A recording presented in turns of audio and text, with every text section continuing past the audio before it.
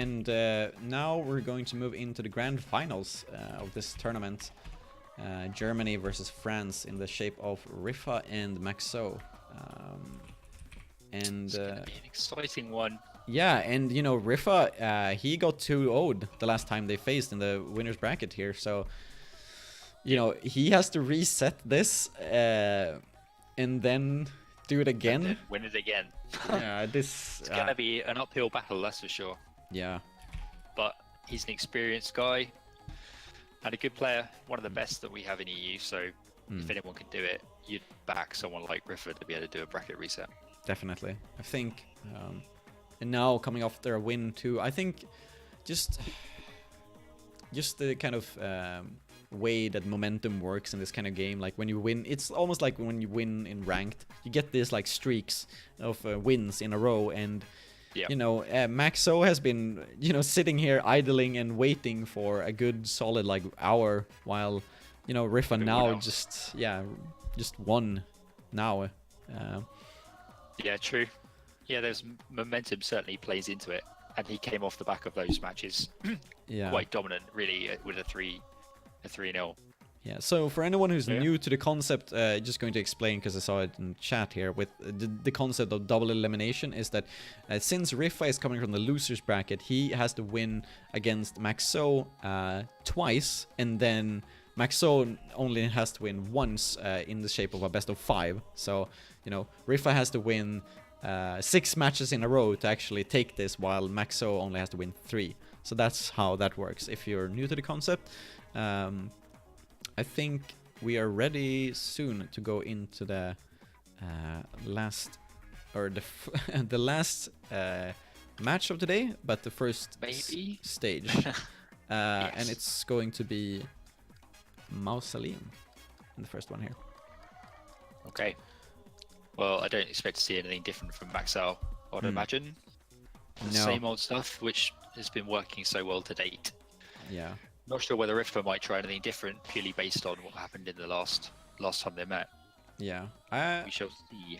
I think both of these players are the kind of players that are just like, they don't change. They have their setup, and that's what they're known for. That's what they're going to play. And so far it's looking just like that. True. Yes. Okay, let's see how this one pans out. Yeah. And they, like normally I'd say like both of these players are kind of comfortable on this stage, because you know, Ripha has the long range of the dragon, Maxou has that kind of mobility game, especially if the stage is broken in half. Like if you're anyone else but these two players, you would never want to face them on Mausoleum. So probably not, no. So it's kind of interesting to see that this is the first stage that they are going into. True. And it's very, very even. Yeah, it's like way the other is like exactly even. Yeah, I think all. Yeah. I was going to say, like, I was measuring almost the health bars there for a second, and there we go. Like already the stage has been broken, unlike when we saw the coil matches previously. Ooh, Maxou trying to squeeze in there. Yeah. Oh, this is interesting. He gets that rush off. Ooh, 315, that's good enough. Now they're back at equal, but Ripha has the rush available. He does, it's just how to use it. The Tri-Blast rush on a Rip Girl is... Yeah. Oh, actually jumps on the on the trampoline there when activating the rush. I think that was going to, like, he was aiming to get some kind of odd angle there on Maxou, but Maxou just seeing through that and not getting hit at all. 10 seconds left now.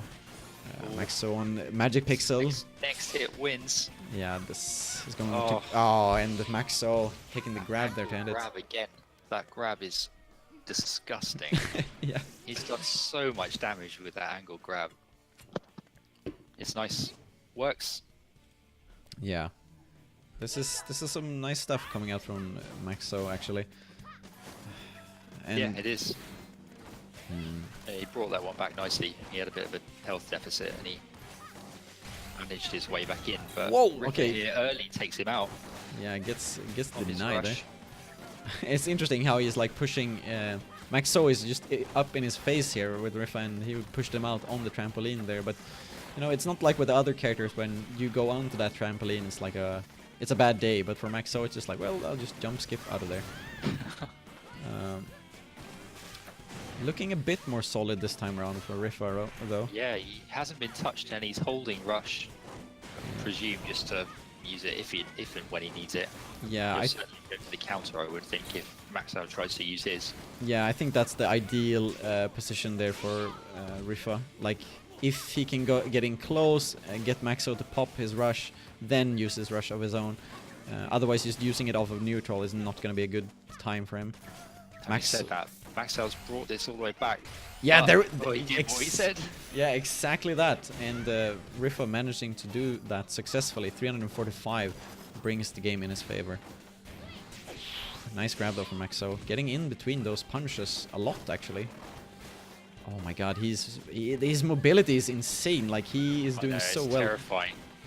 Whoa, and he's okay. I was going to say, like, sure, you can be on that trampoline, but you don't want to stay there. And Ripha, you know, takes a round now. Yeah, that was nice. I was worried then that he should have used his rush earlier, but he obviously knows exactly best how to do it. I think Maxou, like, when he had this rush there, I think he would have just been fine if he kept intimidating Ripha with it, but not actually using it, because it was so clear that Ripha was waiting for that counter rush. So, yeah, oh my god, it was so good play from Maxou, just jumping over that beam and going in with the slap. Oh, whoa! Just yep, skips out of there. Danger of trying to rush a ribbon. Yeah. Yeah, I think the only time Ripha is going to be able to hit that rush if Maxou doesn't slip up. Whoa, okay, that dragon like that dragon just saved him there. Like, no hits coming in at all. That was I don't want to say lucky for Ripha's part, but that's not usually how it's been looking now previously with the rushes from Maxou. This is reasonably even again here. Yeah, going back to the first round. Yeah. Okay, now Ripha is up on that trampoline. He was almost like baiting out Maxou somehow to like join him. But, yeah, this is like, there is again. I'm not sure why he's up on this trampoline. It's very risky for him. It is. He's not getting punished for it too often, so maybe he just feels like he can get away with it. What he can't get away from is that grab. Yeah, and now he doesn't have that counter rush available that he would have wanted. Yeah. Oh my god, this. Oh, and he's gonna eat a full one from Maxou. Yeah, I don't think Ripha has enough time. Yeah, and he realizes that too. He's just going to wait out the time, and Maxou is going to take the first game here. No, Maxou's movement in that round was just, there was nothing he could do. He couldn't land anything on him. Yeah, impeccable play from Maxou here. Looking very strong, actually. Yeah, very. Well, it's a good first one. I wonder if we will see any changes now to loadouts or otherwise. Yeah, and it's Maxou, I doubt. But it's difficult because it almost feels to me that Maxou, like, just the way that he plays and the way that these characters work, the dynamics between those. You know, we saw Ripha actually. He used the Helix before, right? Because he didn't find an answer with the setup that he has, and that's the next step that he has to take to be able to win tournaments like this. Because, you know, you will face characters and playstyles that are difficult for your setup. And if you don't have any way to adapt to that, then well, that's gonna stop you in a tournament. It's certainly gonna leave you at a disadvantage. I mean, that's personally, I change up loadouts a lot depending on what kind of character or player that I might be facing. Just because I don't want to feel that I'm at a disadvantage at any point. Yeah. Whereas I think, I mean, Ripha clearly knows what he's doing with his set. He's beaten everybody with that set over many months. But for me, I would look at it and think, do I put Biffler in? Do I put Cracker in? Or something that with a bit more height for a ribbon. But then, definitely. I know he can beat Maxou with this set, so I'm sure he will even do that in a minute. Yeah, I mean, I would really want to see like a Biffler on Ripha actually, because it's just like, I don't know. I think he needs something to kind of counter Maxou's play here, and it's not what he has been, you know, playing this entire tournament. I feel like, at least. And if he doesn't change anything up, then this might be a 3-0 from Maxou. He's definitely got an early lead here. Yeah, and a nice grab to start things Yeah, off it was here. a nice one. Yeah, Maxou looking so solid. Man, I really hope that we someday will also be able to see these guys duke it up in person and not only in online tournaments. Oh yeah, absolutely. Yeah, I think this is... Oh my god, that's... only gets a 30, but that's... you know, you see the mind games coming into play here in this late stages of the tournament. Ooh, an uncharged punch there. Ripha's bringing it back. Oh. But just as you say that... Curse. Yeah. Why did I even say it?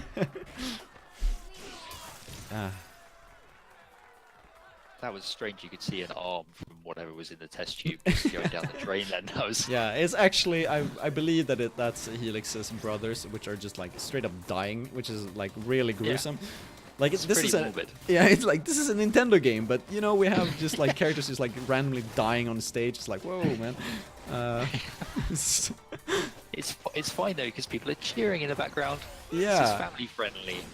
Actually, now that I think about it, like I have no idea where the character goes. They just like disintegrate into the ground. It's yeah. I think they go down the drain. I almost have to go and check the replay to see what happens in slow motion. Back to the actual match. Yeah. It's pretty even again, like with every single round with these two dudes. Yeah. It was nice from Ripha dodging that and then the punish at the end. Yeah, but Ripha seems that he has kind of given up on the dragon right now because Maxou is just jumping over it every time, and it's proving to be a bit more successful at least, and not. Yeah, it's certainly no worse. Yeah, but Maxou is still like, even though if he found an answer, he's still up against Maxou, you know. That's the Slammerman. Yeah, on wake up doing bad damage. Yeah, on wake up every time here. And there he goes, 2-0. This might be looking like the end for Ripha here. If he doesn't find that answer that he has been looking for so long now. Yeah, I'm surprised how much more damage the Slapperman is doing than the Roaster. Even it's just like the Roaster's almost there as a distraction. Yeah, yeah, that's true. And then you get slapped from behind. Yeah. So possibly the last game of tonight. We hope possibly, that. But hopefully not. Hopefully not. We hope that everyone who's been tuning in that has been enjoying the stream. This has been really awesome and fun to put together. We had 39 signups from, I believe, like 9 or 10, 11 countries actually. You know, and it's just so cool. Just besides the character diversity that we have here, we also have this crazy amount of country diversity in represented here. We had like a player from Greece, Croatia, you know, Finland, like all over the place basically. So I'm just happy to be here and to be able to cast this with you, Replicant. Yeah, no, it's been a brilliant experience to do it and to see everyone support it and turn out. I know we had a couple of DQs, but by and large, most of the 39 that signed up played a match. So yeah, and mostly that were DQ'd were just on didn't know the time. But we actually see something new here. This might be a last-ditch effort for Ripha, but it could work. We'll just have certainly to see. Something different. I've fought this Mimin a good deal, and it's very good. I struggle with it a lot. Yeah, this... How well the Scully's going to work on Ribbon. Yeah, but... find out. Yeah, and in this matchup, this is very different from the Ninjara matchup that we've been seeing now previously. Because now it's all about Maxou keeping up that pressure and not allowing Ripha to get that Dragon Arm, which is going to get right now. Yeah. Now he kind of unlocks...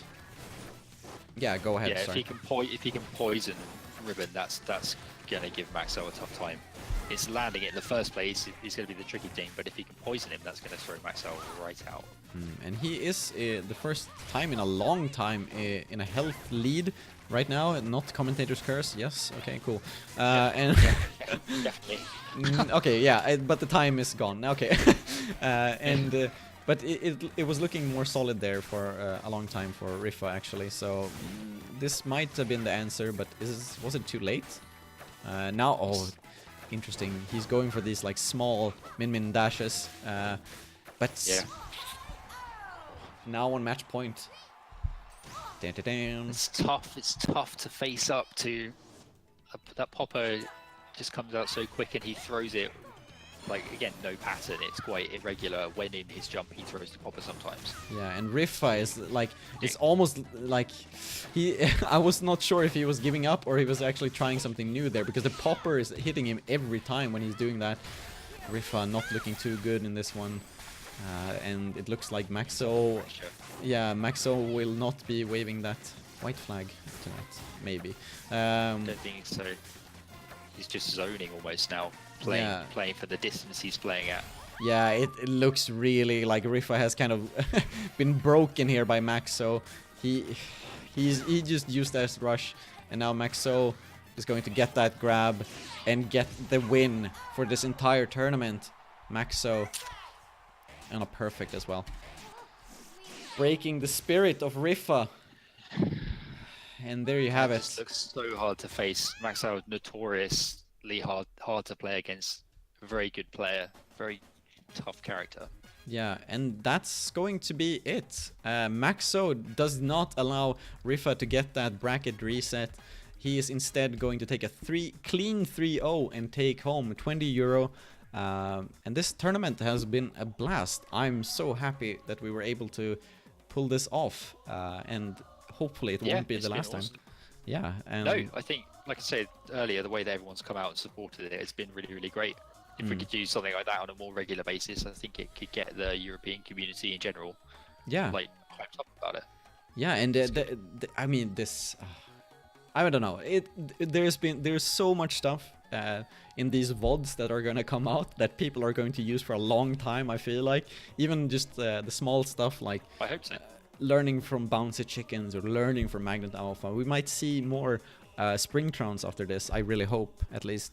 But, you know, we're not gonna keep everyone waiting. We're really tired from casting this, but before we go, Replicant, is there anything that you want to kind of let people know what's going to happen? You know, they have a tournament coming up, or where people can follow you, maybe? Well, the main way people can follow me is my Twitter is obviously replicant_arms. The next stuff I've got coming up really is going to play in the UK Open at Comic-Con in London next Friday, and then going to Smash and Splash obviously the week after to see what we can do there. Full schedule. Yeah, and Arms. yeah, and that's as for me, you know, you can follow me on _, and you know, otherwise Fellows in Arms, of course. Of course, you can always follow Fellows in Arms. As for me and Fellows in Arms, we're going to host another tournament next weekend, which will be starting at 10 a.m. Central European summertime. Woo, nailed it. And it's going to be that early because it's the Asian and Oceania Championship, where we will see the other players from the other side of the globe duking it out, which I'm really excited about. So many new Chinese players and Korean players coming out for this one. And then, pretty cool. Yeah, and then of course I'll also be joining Replicant at Smash and Splash, which is in only 2 weeks. Like, it will be starting around this time in 2 weeks, which is crazy. It's terrifying. Yeah, I'm like so happy. Yeah, no, I'm so happy. I'm so excited, and it's going to be nice to meet you again. You know, seeing after Evo Japan. Yeah, it's going to be cool.